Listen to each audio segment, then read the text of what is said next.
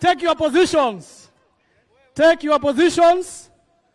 Speakers, take your positions. Your Excellency, take your position. Take your line. Speaker Yala is on line 2. Line 1, we have our CS Joho. Line 3, we have Speaker Wetangula mwenyewe. Line 4, we have His Excellency the President of the Republic of Kenya. Line 5, we have Anita Among, the Speaker of Uganda. Line 6, we have Muvuria. 7, we have the Governor of Mombasa. Governor of Kilifi on line 8, Mungaro. We have Speaker of the Senate on line 8, Amason Kingi, and the Deputy Speaker, Rwanda, on the last line. Match officials, where are you? All right. You will get the rules of this game, of this race, how many meters, and what to do from the match officials.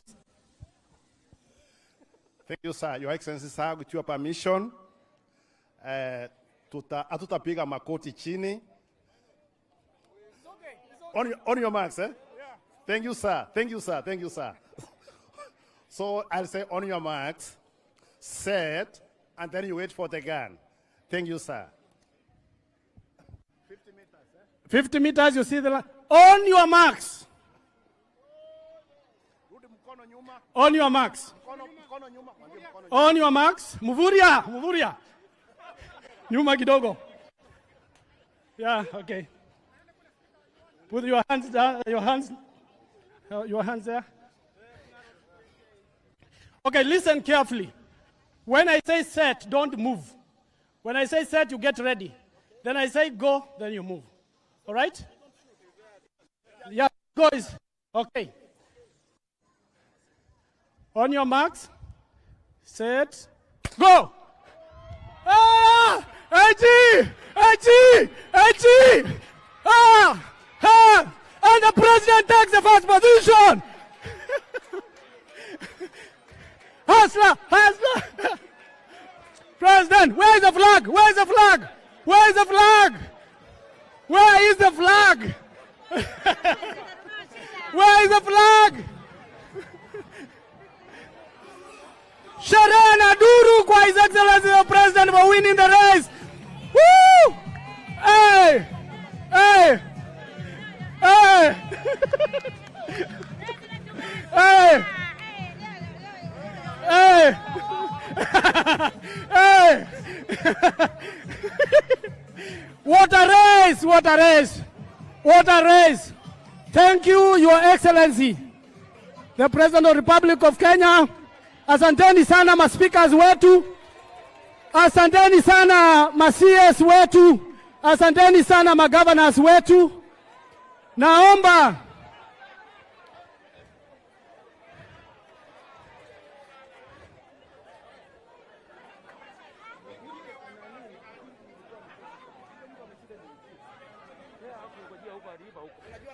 and Muvuria was forced start. Muvuria was disqualified for start. Not Muvuria, but Kingi. Kingi was disqualified for false start.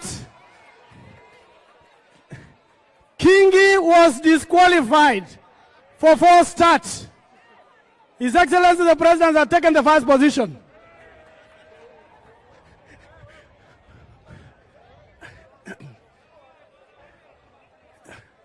The match officials have reported that Kingi had a false start and he has been disqualified.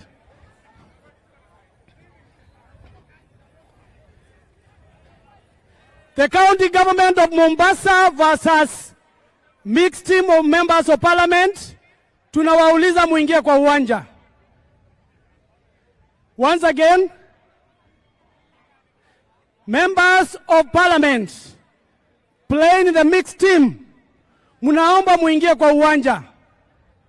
Members of the County Assembly of Mombasa and the executive participating in the curtain raiser, mnaombwa muingie kwa uwanja. Mheshimiwa, waheshimiwa ingieni kwa uwanja tafadhalini. Waheshimiwa ingieni kwa uwanja. Haya, tuwashangilie wanapoingia kwa uwanja tafadhali. Tuwashangilie wanapoingia kwa uwanja.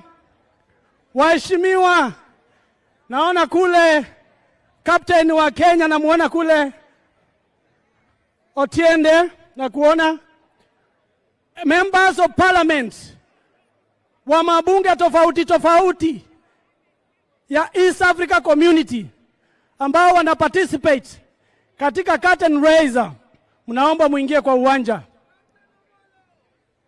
Members of the County Assembly of Mombasa plus your executive participating in the curtain raiser, mnaombwa muingie kwa uwanja hivi sasa.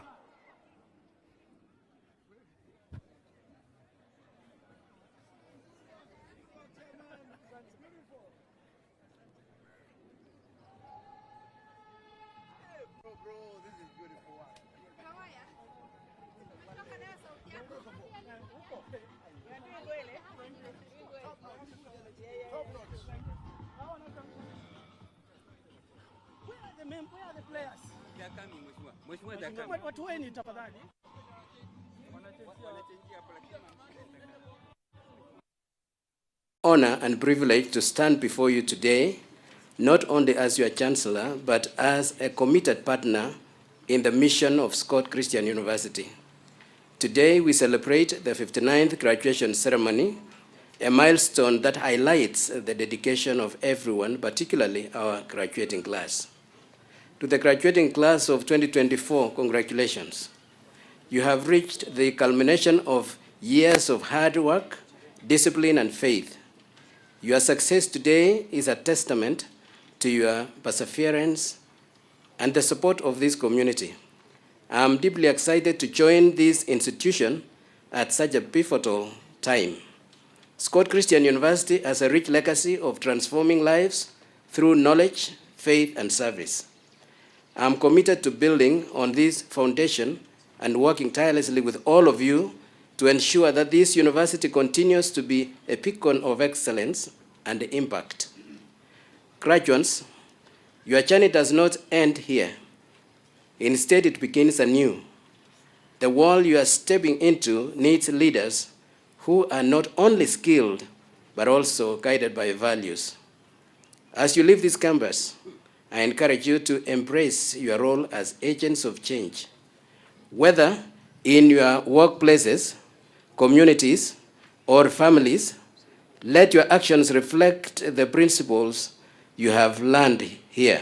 I have also talked to the university management, and we are going to see what we are going to do about the huge debt owed by government of Kenya, not just to this university, but to other private universities and indeed public universities, so that we can correct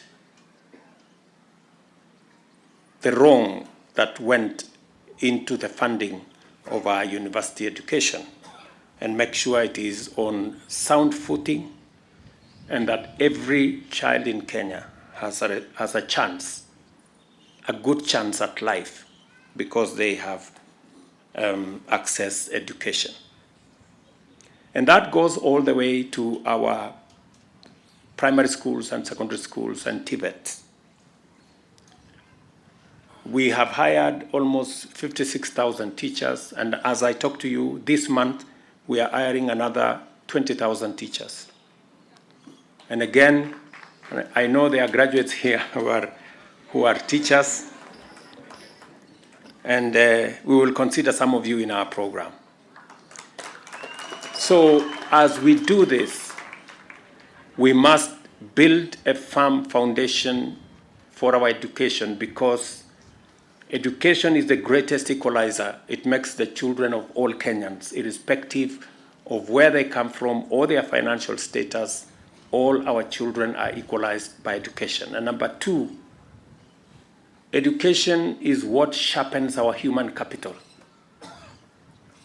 We have the best asset as a country is our human capital, and the best way to sharpen it and make it fit for purpose is to make sure that we have the correct education, accessible, affordable, and relevant. It is also important to confirm that all students, including the young men and women studying at Scott Christian University and other private universities, are also eligible for financing under the model and can access loans from the Higher Education Loans Board. I want the students in Scott to know, as I do all other students from private universities, that though we may not continue with government-sponsored students being sent here because we haven't paid for those who came here before, but all students that are here today, you can apply and you will be given higher education loan from our Higher Education Loans Board so that you too can be beneficiaries. As we navigate the changes brought about by the transition to the student-centered higher education financing model, I urge universities to exercise patience and understanding with students. The spirit of human consideration is especially critical given the additional challenge posed by litigation, which could disrupt the implementation of the model. Therefore, I appeal to universities to allow students to sit for their end-of-semester examination while awaiting the resumption of full disbursements once the process gives direction on the matter. The presence of such a dynamic group of people and their remarkable achievements attest to the power and effectiveness of collective action and shared responsibility. Let us carry forward this spirit of ambitious and collaborative effort to build a Kenya where education remains a powerful tool of inclusive empowerment and a national transformation program. I take this opportunity to reiterate the Government of Kenya's commitment to providing strong and reliable support for both public and private universities, ensuring that higher education continues to thrive and be accessible. It is for this reason that we have been deliberate in our efforts to resolve the financial crisis that brought our public universities almost to their knees. By 2022, you all know public universities were grappling with immense financial challenges, having accumulated debts exceeding 120 billion. Of the 40 public universities, 23 were technically bankrupt and at the risk of closure. However, the report of the Presidential Working Party on Education Reforms, led by Professor Raphael Munavu last year, recommended a student-centered higher education financing model, which we adopted. By implementing this model, the government was able to disburse 41 billion shillings in student loans and scholarships to universities within a year. As a result, our universities are now in better financial health and are on track to settle their outstanding debts within 3 years. Additionally, the Government of Kenya is implementing the Working Party's recommendation to ensure that the student-centered model transforms higher education funding to better serve all stakeholders, leaving no student behind and making university education an universally accessible good. I know for a fact, and I have been briefed here, that this university suffered from the old model's deficiencies, and that today the Government of Kenya owes this university upwards of 460 million.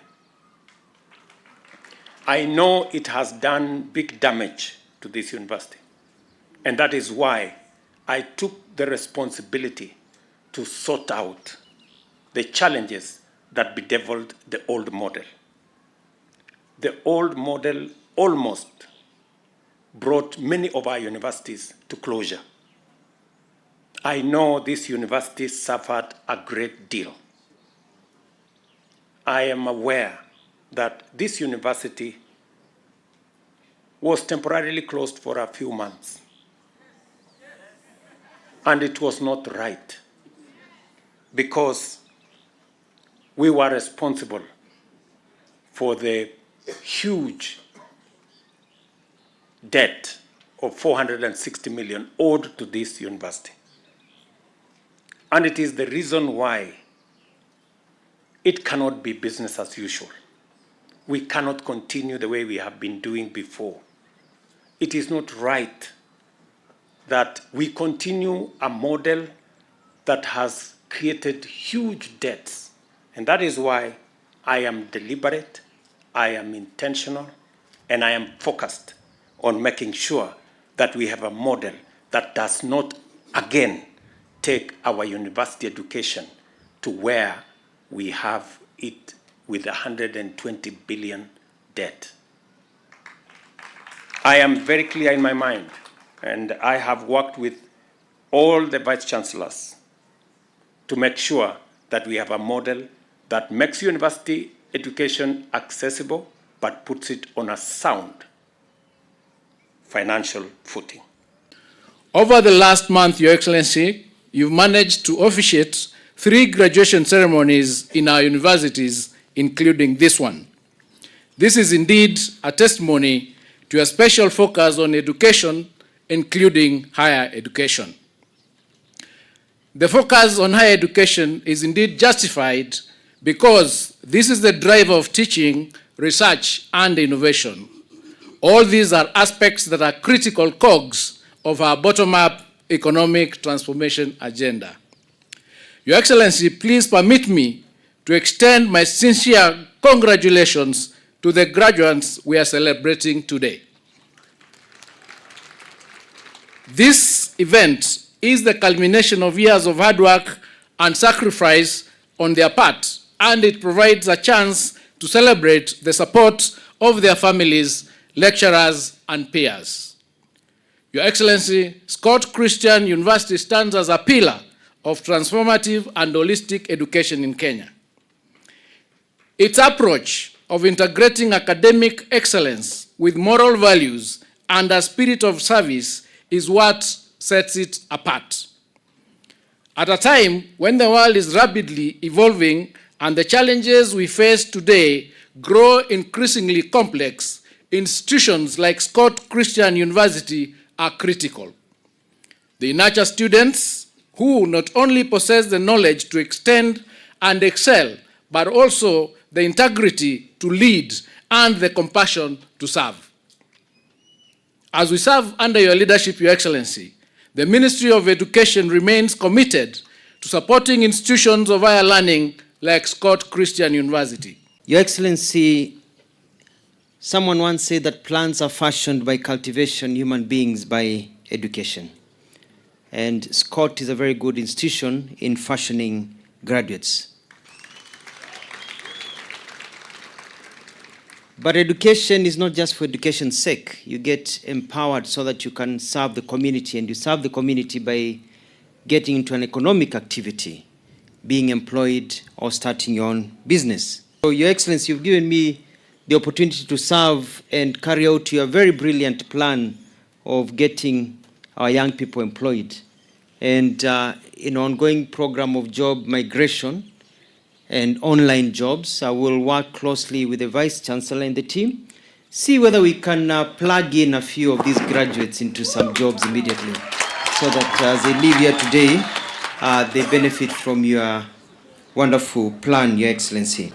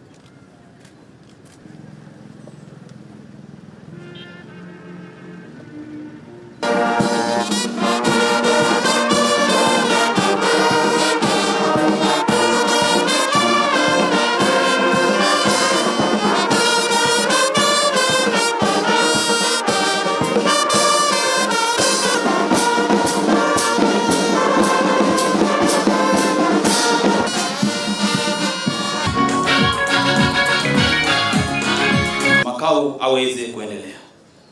Honorable Julius Migosi, praise the Lord, because we think this is a beautiful day.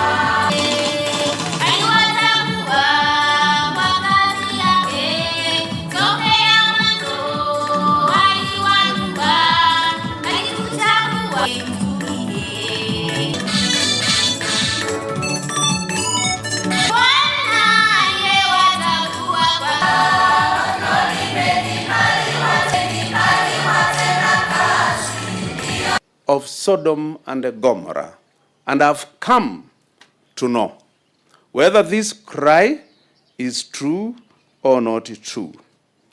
In addition,